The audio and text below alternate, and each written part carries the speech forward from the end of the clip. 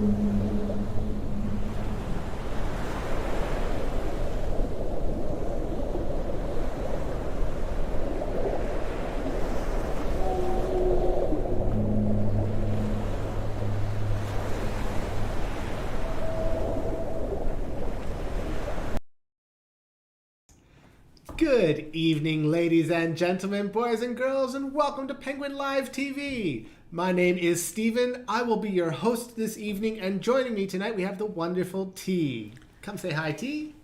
Hello, everybody. Welcome to Penguin Live TV. So, my name's Ranger T. I'll be checking in on Facebook and YouTube, seeing if there's any really hard questions that we can stump Ranger Steven on. And, have fun. Should be a fun night tonight. Now, we managed to get the timing pretty much perfect this evening because I saw a big group of penguins right around the water's edge. And have they started crossing? Ooh, I think they have. Now, it's a little bit misty, a little bit rainy tonight, so the cameras might be a little bit blurry from a long distance. I got the big group right in the middle of the screen and a few penguins off to the side on the water's edge as well.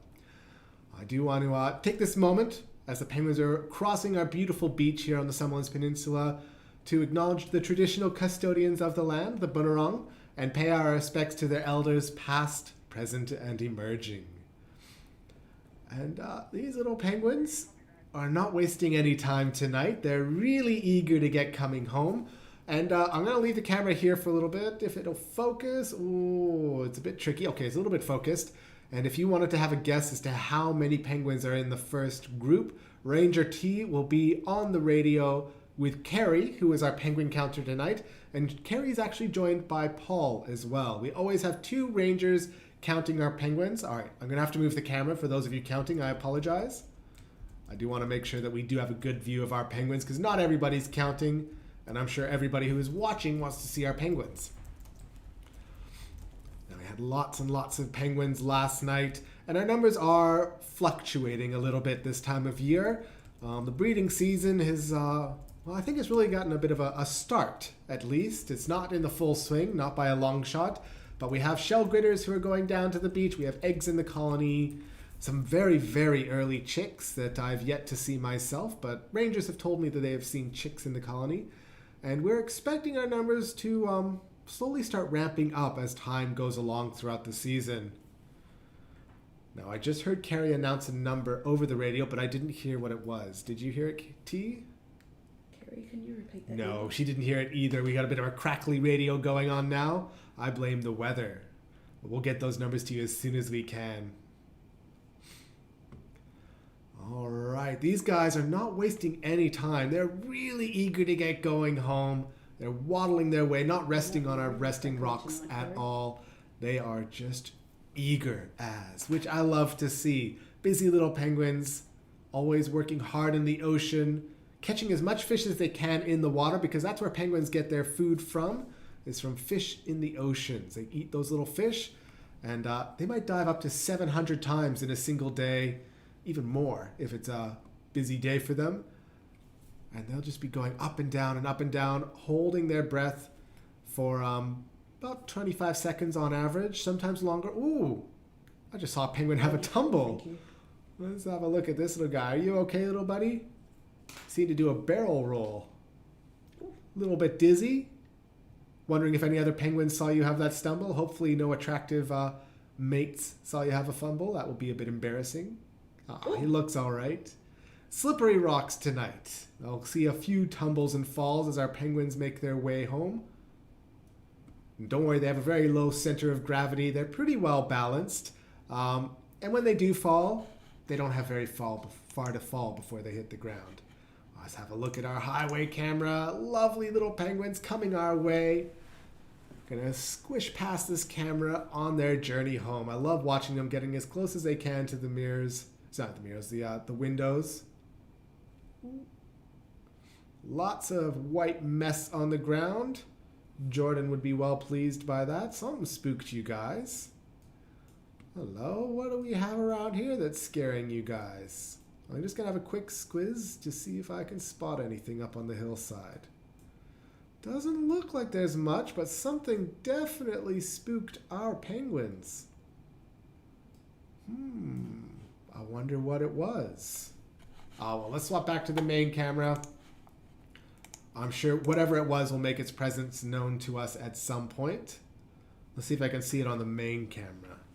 And we do have other animals around here. The Cape Barren goose is a bird that will particularly frighten our penguins, not because it is a predator, but because it is a large bird that gets quite grumpy at our penguins when they get too close. And the Cape Barren geese, they've had their babies right now. The beautiful little baby goslings are around Mama and Papa Goose. And the parents are vigorously defending their offspring, making sure that they keep them nice and safe. We also have wallabies around. Again, not a threat to our penguins. And if you've been watching our live streams for a while, no, I'm not seeing anything up on the hillside. I have no idea what frightened our penguins. We'll see if we can spot it later tonight. But if you have been following our live stream, we have had a couple of feral cats, or at least maybe one feral cat that's been wandering around. Our rangers, I haven't heard any updates on if they've caught the cat yet. I like to imagine that they have, because it's been a while. But they are pretty clever, the cats around here. The feral cats, they know how to avoid our traps. And they know how to keep themselves safe from us. Because we really want to get those feral cats out of here. They're not native to Australia. They cause a lot of damage to the local habitats by predating on our penguins and any other animals as well. So especially our eastern barred bandicoots. They're a particular threat to them.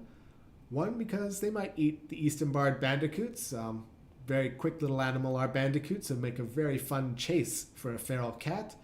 But also because our feral cats on the island do have toxoplasmosis, which can be quite deadly to small mammals like a bandicoot.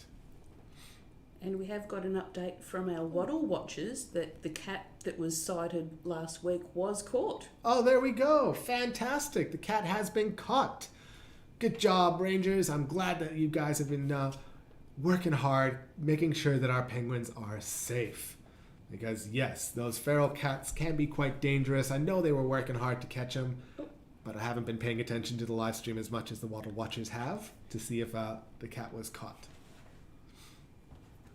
All right. Did we announce how many were in that first group, T? We did find out how many was in that first group. There was 84. 84 in the first group. Took us a while to get you the numbers. Too busy yammering away and not asking T the important questions. But great to see 84 in the first group is a really solid number. And we had a couple of really close guesses for last night's number as well. So there was a couple of guesses of 800, couple of guesses of 700. Do you know how many came in last night, Stephen? I did read the email, but I want to let you announce it because... There was 981. 981 penguins last night. Fantastic. Ooh, let me swap over to the highway camera.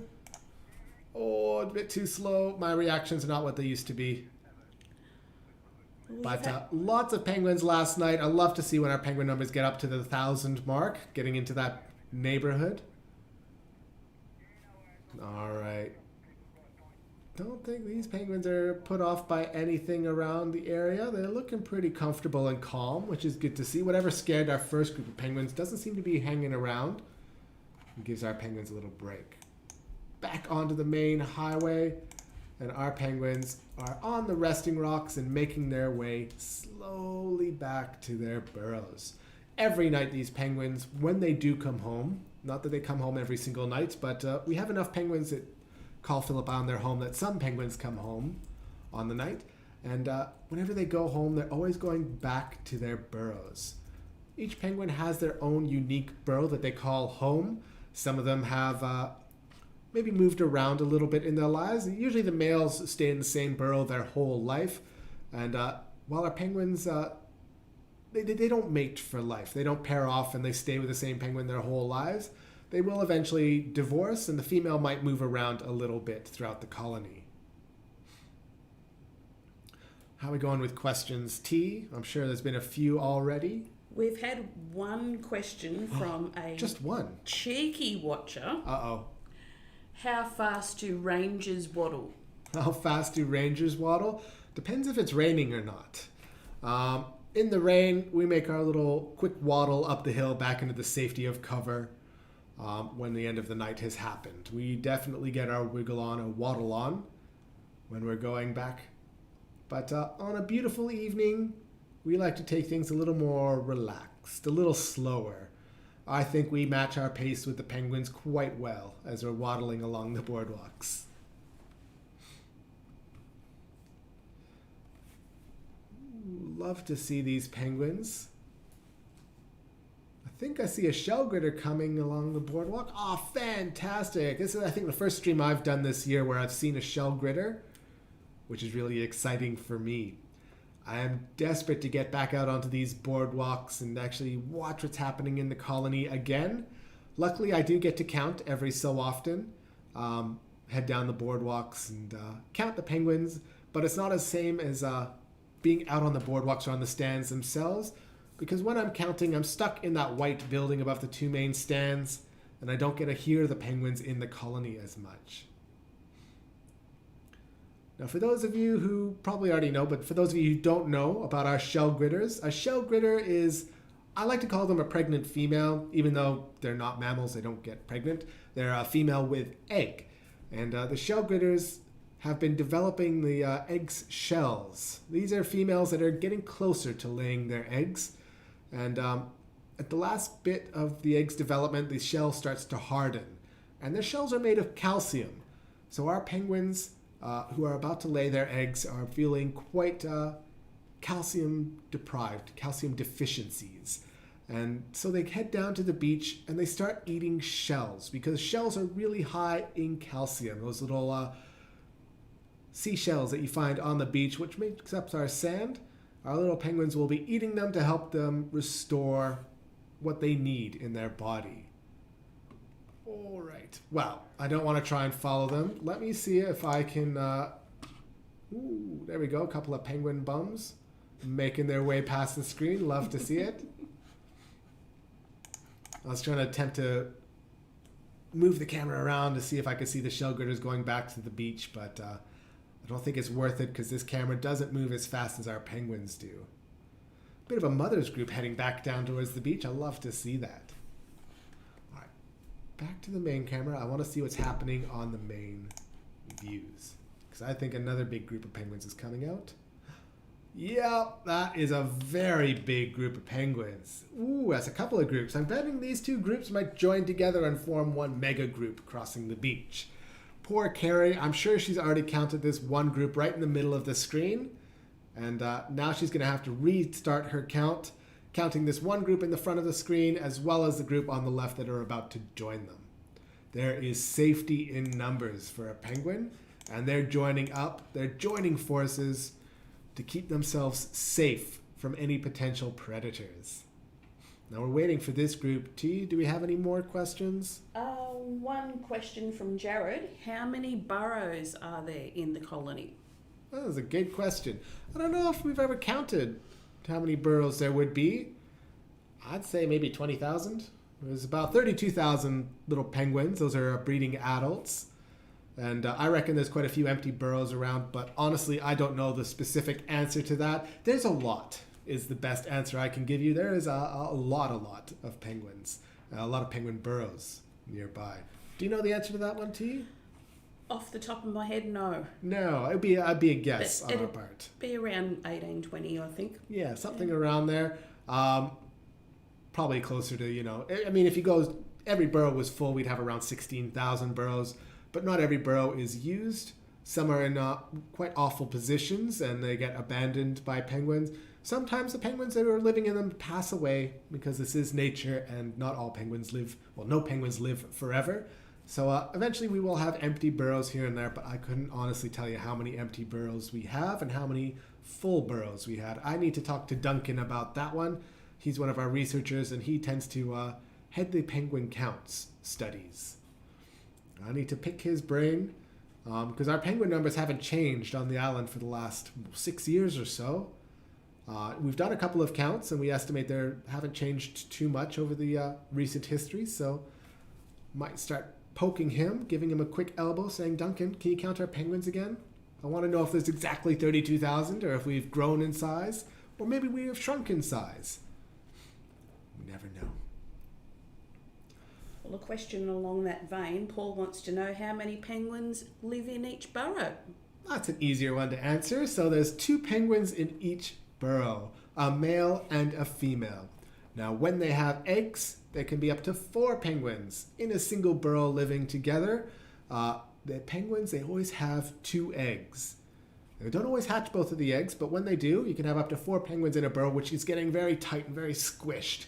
The burrows are not that big. You can fit 2 adult penguins in there with relative comfort, but you start throwing in some young children, some young baby penguins, and it starts to get a little bit cramped, a little bit uncomfortable. But I think one of my favorite things about our young penguin chicks is that when they get left alone for the first times, or early on when they first get left alone, they get a little bit lonely. And this happens maybe around 4 weeks of age, give or take a little bit, where our penguin chicks are left at home by themselves without a mom or a dad around. And they get a little bit lonely. And so they might find some neighbors who also have chicks, and they'll all hunker into the burrows together because they've all been left alone at home by themselves without a mom or dad around.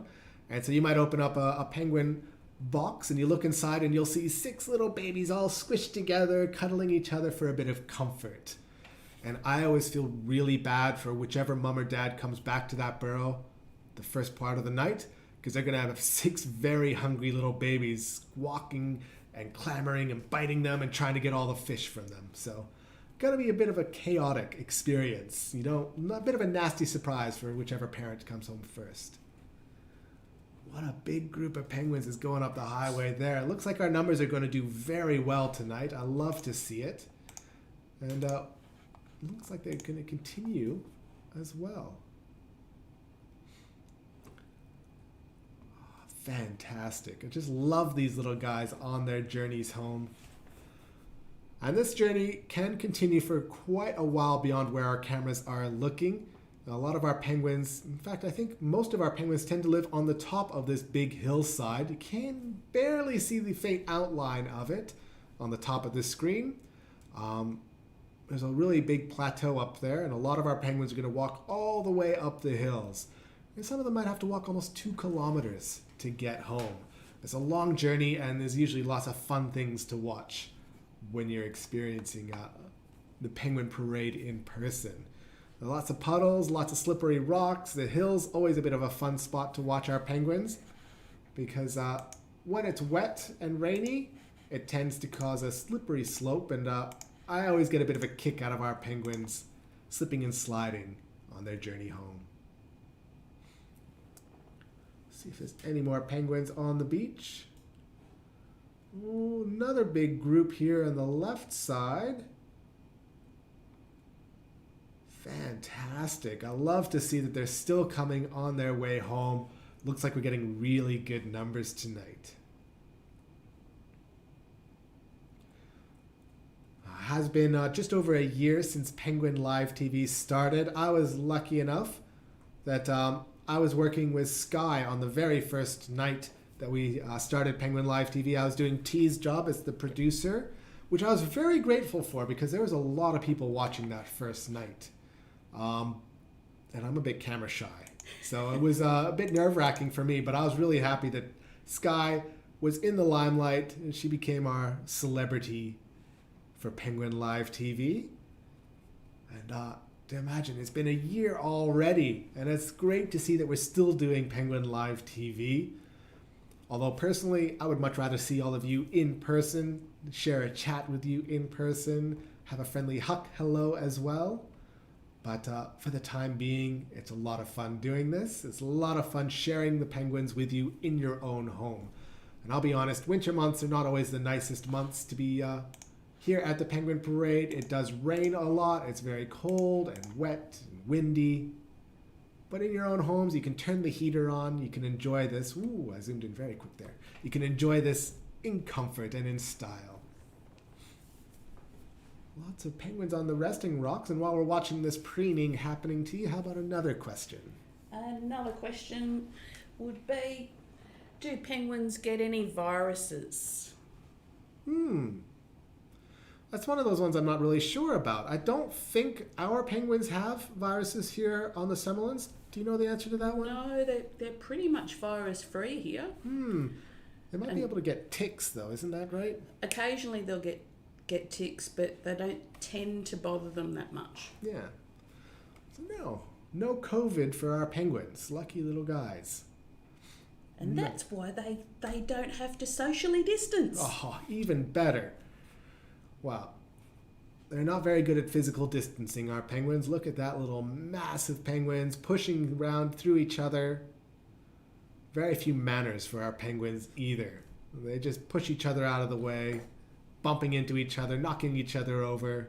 Bit of chaos in the Penguin Parade. But that's what happens when you park yourself on the highway. The penguins give you a bit of a annoyed huck. Say, get out of the way. But wow, it's love to see these big groups. I've been looking around for some other animals. I did see a wallaby jumping by, but I'm always keeping my eyes out for any animals that might join our penguins on the night. We have bandicoots, we have geese, wallabies, but it's pretty quiet. It's a very lush green hillside, so it's a bit hard to see all the animals. They'd be hiding in the bushes.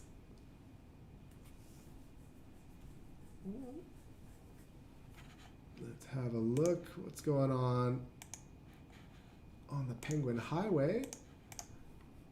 It's an interesting penguin over here. Just came down from the hillside. It might be a shell gritter. I wasn't sure. It was looking like it was coming down towards an adult penguin, and I thought it might have been a chick. But it's definitely not a chick. That is an adult, and I'm wondering if that's a shell gritter. Yeah, you're a shell gritter heading down to the beach, just crossing paths with those penguins coming home. And I love it. Sometimes when you're watching our penguins, you'll see the shell gritters.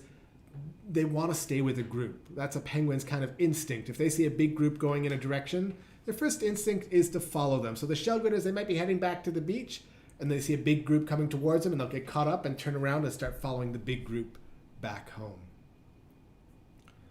Is that because they've got like baby brain because they're about to hatch their eggs? I reckon they do have a bit of baby brain. They're about to lay their eggs very soon, so they might not be that coherent, and they just get caught up in the crowds before realizing, hang on, what was I supposed to be doing again? Oh, right. Oh, yeah. I got the cravings. I need some shell grit. It's fun to watch our penguins, and they're always putting on a bit of a show every single night, without fail. Even on the night where we had fog.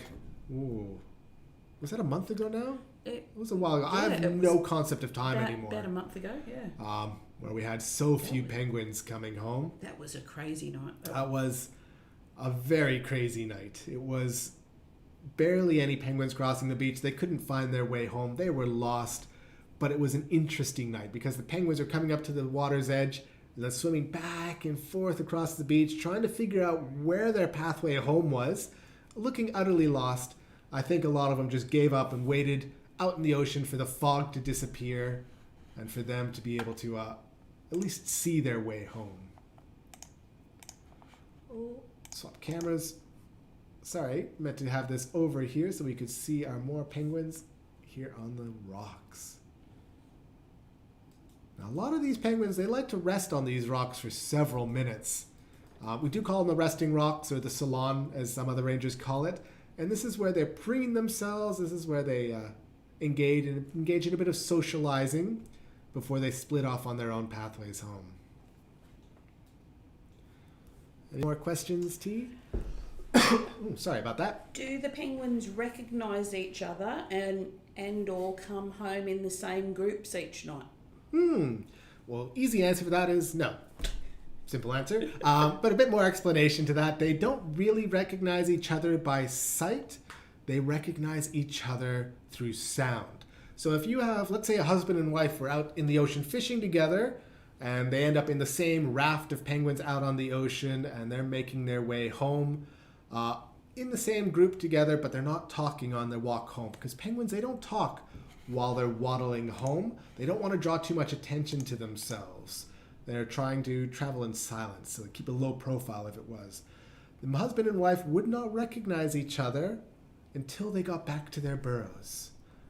And they started talking to each other. So every time a penguin walks up to its burrow and sees a penguin inside the burrow, kind of has to do a bit of an introduction. Basically be like, "Hi, my name's Steven. Do you remember me?" Hopefully the wife does. It's very funny how our penguins interact. So no, they don't really recognize each other through sight, but they do through sound. And when they're traveling home in a group, they're not groupings of families or usually husband and wives. It's very rare that you'll see that happen. These are groupings of convenience. They've been out on the ocean for a long time and they start hucking towards each other, the short, sharp sound that in penguin basically means, "Here I am, come to me guys, hello, let's go together." That's how they gather up into those large rafts on the ocean. So those rafts are full of penguins who don't really know each other. They're just traveling together for safety and for convenience. A bit like how we might get on a train or a bus, and when we're traveling on those trains or on those buses, you don't recognize who you're traveling with, but you're all traveling in the same direction. It's not to say you don't have people that you are traveling with. You might have been out there fishing with a few penguin friends, and you might have decided to all come home at the same time, but those little groups that you might find out on the ocean that are fishing together are very small, just a couple of penguins, a few penguins here and there. They don't really coordinate their fishing together. So, they might join the same group on the raft home, but for the most part, there's so many penguins that have just joined that group that it's full of strangers. Yeah, so T's giving me the 5-minute warning, which is a bit of a shame because I haven't done one of these in a long time and I was getting really into it. Ooh, let's see what's happening on the beach. See if anything interesting is happening that I can keep watching the penguins for a bit longer than the 5 minutes she's given me. Oh, look at that massive group over there. There's no way we're finishing in 5 minutes. Not a chance. All right, it's not that big of a group, but it's still pretty exciting. And on the screen above my head, you can see shell gritters heading towards the beach, turning around, following the group back. They'll probably stop, turn around again, and go back to the beach. Oh, so good to see these penguins on their journeys home. Hello, little shell gritter.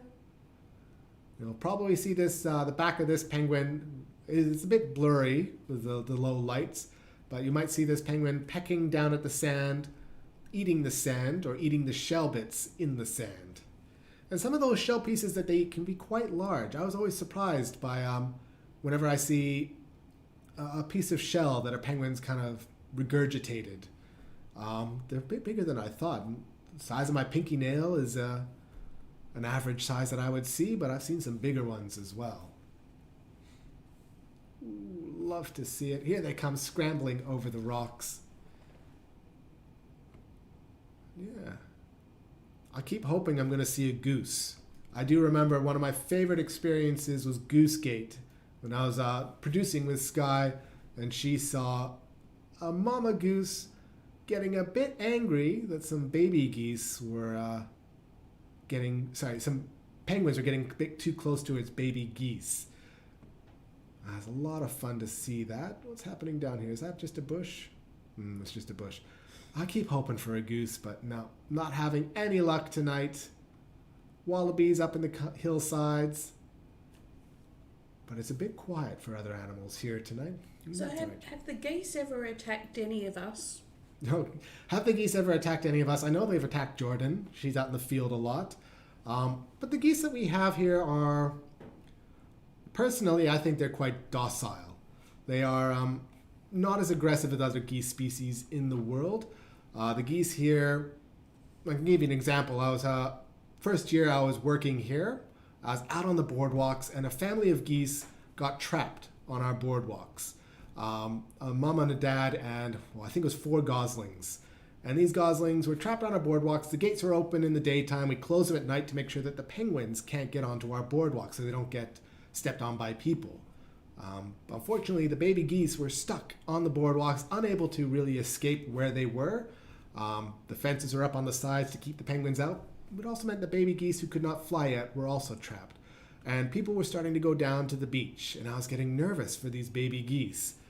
And I was thinking, okay, it's 1 or 2 people is not a big deal, but when it starts to get really busy, and people are not always paying attention to the world they're in. Sometimes they're just looking at their phones, head down, almost stepping on the goslings. And when I saw that actually happen, where a person was this close to stepping on a baby goose without paying attention, I thought, I have to protect these geese. I've got to get them out of here. So I did what I thought was the best choice at the time, as I picked up the baby goose and plopped it over on the other side of the fence where the mama goose and daddy goose were honking at them, trying to get them to join them. And when I did that, I was not attacked. The mom and dad were not happy with me. They were honking and very angry and flapping their wings at me, but they didn't actually fly and attack me, which I thought was very unusual. And I picked up the other geese and they did the same thing, and no reaction from the goose. So, very docile species of goose. Unlike the Canada goose, which is a goose where I am from, is a very mean bird. Or I should say, it's a very passionate parent. It is, it has no fear, the Canada goose. And I've definitely been chased by geese in Canada before. Ooh, hello, penguins. And I think the worst experience I ever had with a Canada goose was when I was in high school, and back in the 90s, I believe. And I was out in a canoe on a lake with my friend. And he's a big guy. He played ice hockey, so he's not a small guy. And we saw a little island 2 kilometers off the shore. It took us about half an hour of paddling to get out there. It was a small island, maybe 30, 40 meters long, 20 meters wide. Very small island, but we were kids and we wanted to see what was out there, a bit of an adventure, go for an explore. And we set foot on this island and we started walking around. Not much there, a few trees, a bit of brush, lots of rocks. It was interesting, but nothing to write home about. And then my friend calls me over and he says, "Hey, Steven, look at this. Look at what I found." And I come over and I look, and I'm looking down and I see these eggs. And I say, "Oh, buddy, this is a goose nest." And the color just drained from our faces when, we realized what we had discovered. Because at that moment, we heard the honking of an angry goose. And it was like the trumpeting heralding the arrival of the 4 horsemen of the apocalypse. It was just terrifying when you get an angry Canada goose honking at you and you're right next to its nest. And this goose was taking no prisoners. It came at us in a fury, flapping its wings, pecking and scratching at us. And as soon as we realized it was a goose nest, we started booking it back to the canoe, which was unfortunately on the other side of the island. So the goose was flapping, it was on our shoulders, pecking at our hair, pulling our hair, biting us. And we got to the canoe, And I grabbed the oars that we paddled there, and we were just standing there trying to protect ourselves from the onslaught of this goose. And I'm just going to move the camera. Sorry, I won't forget the story. Yeah, maybe just swap over to the main camera while I do this and don't get camera sick. And we're just getting onslaughted by this goose and using the oars to defend ourselves. And then we heard its partner, who was out on the lake, probably heard the sound of his wife making these, terrifying noises, hissing at us and honking at us and attacking us. And it came to join in the defense. Oh, there's not much happening here. Let's swap back to this camera. And we didn't like our odds against this goose when it was 2 of us versus 1 mama goose.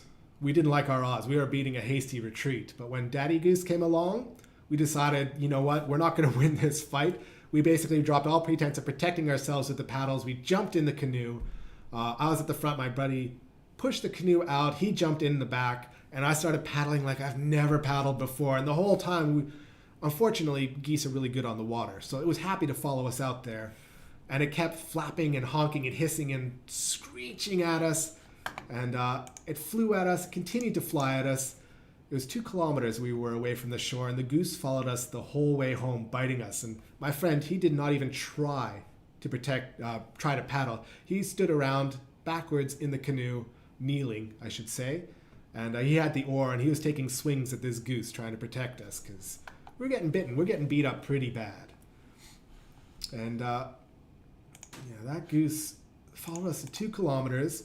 And as soon as it started to give us a bit of distance, my friend, he made a bit of a judgment error. He decided to start trash talking the goose. He's like, yeah, that's right. We got out of here. What are you going to do about it, goose? And the goose didn't like that. He did not like that we were insulting him. And it came at us again. And my friend, when he stood up to say this, the goose flew at him, knocked him clean out of the canoe. He fell over into the water, and we were probably still 1 kilometer away from land. I don't know if any of you have been in canoes before, but to try and climb back into a canoe in the middle of the lake is hard enough when the canoe's wibbly wobbly in the water. But add in an angry goose into the mix, and oh my God, it took us forever to get him back into the canoe. We're just lucky we didn't sink in the middle of that lake. I do remember, though, when he fell into the lake, I chucked him his life jacket because we hadn't had a chance to put on our life jackets. We were beating a hasty retreat. So I chucked him his life jacket, and he put it over his head so the goose would stop biting him. He tried to whack it with the life jacket. Funniest thing that ever happened. But yeah, it's one of the few times that I've ever felt like something was so hilarious and so terrifying at the same time. But if you're interested in Canada geese, I recommend you look up any YouTube videos on Canada goose attacks. There's really good compilations out there.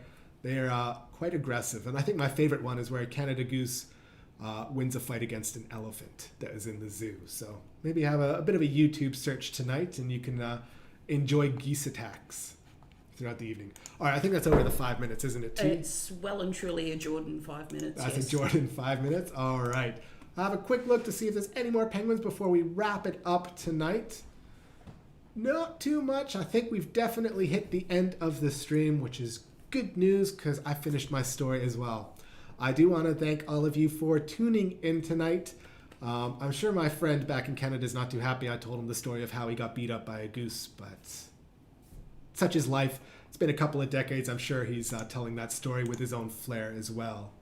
So thanks again for tuning in tonight. Tune in again tomorrow night. We will happily share the penguins with you and tell you more of our interesting stories. Take care and have a great evening. I always forget the huck. Huck, huck, huck, huck.